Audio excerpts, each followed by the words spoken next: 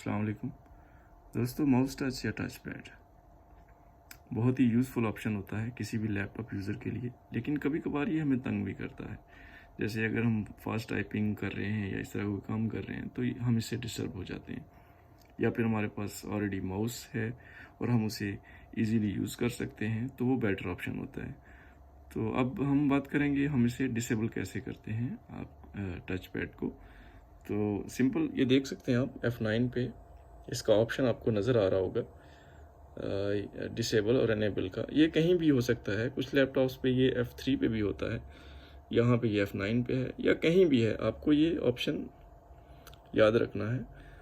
तो सिंपली आपने करना क्या है, आपने अपने लैपटॉप से ये F9 बटन को प्रेस करना है। प्रेस करने के साथ ही आपको उसके बाद इस ऑप्शन पे क्लिक करना है, चाहे ये ऑप्शन F9 पे हो, F3 पे हो या कहीं भी हो।